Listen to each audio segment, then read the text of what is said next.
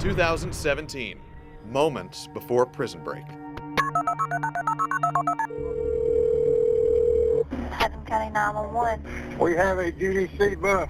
The officer has been shot. Ricky Dubose and an accomplice killed 2 Georgia Department of Corrections officers, escaped a prisoner transport bus in Putnam County, and went on the run, leading law enforcement on a multi-state manhunt. Oh, man, there's somebody going on a high-speed train.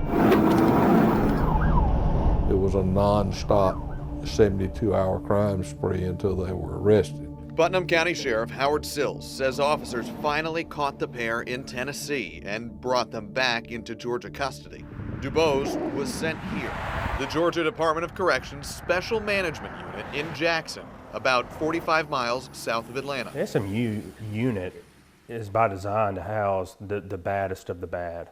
But Okmulgee Judicial Circuit District Attorney Wright Barksdale says problems with Dubose continued. So these are some of the items that we were able to confiscate off of Ricky Dubose while he was at SMU. Drugs, knives, and phones. Dubose was able to get all of them. Images provided by Barksdale show DOC employees using a buzzsaw to cut into Dubose's cell door, revealing stashed contraband. Another video, a hidden phone delivery.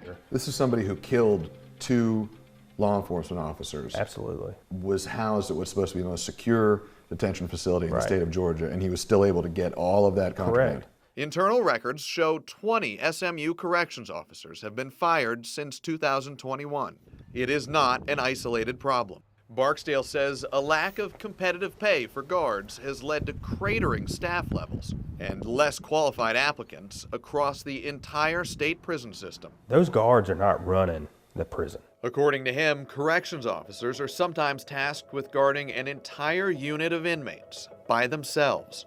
Like in this 2017 surveillance video captured inside Central Georgia's Hancock State Prison, seconds before a murder. There was 1 female officer on a dorm with 96 inmates. She weighed probably 130 pounds. She had a radio, a set of keys, and a baton. As 4 inmates attack another prisoner, she runs for safety. She was 10 feet away. There was nothing she was gonna be able to do about that. She was all alone. Yeah. State records show that from 2012 to 2022, the number of Georgia correctional officers dropped by more than half, putting lives at risk. And, you know, when your loved ones go away, you think somewhat, you know, what you see on TV or hear or whatever, that they will be safe, but they're not safe. Michael Archer's 26-year-old son, Ryan, had just 6 months left on his sentence when he was killed in December at Coastal State Prison near Savannah. He's ready to move forward. Just didn't get his chance. Many never do.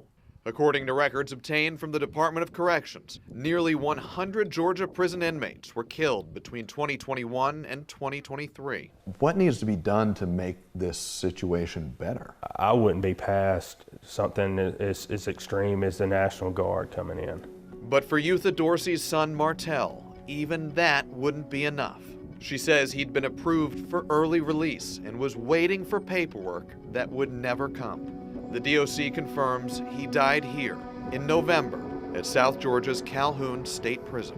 Our loved one made a mistake in life. They had to go away and do their time, but at the same time, they deserve to come home.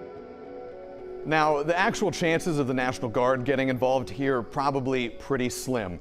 But DA Wright Barksdale is making the larger rhetorical point that, in his view, the situation inside Georgia's prisons has reached a crisis. That's why he's asking state leaders to raise pay standards for guards in the hopes of replenishing their ranks and making the situation inside our prisons safer for everyone. For the 11 Alive investigators, I'm Zach Merchant.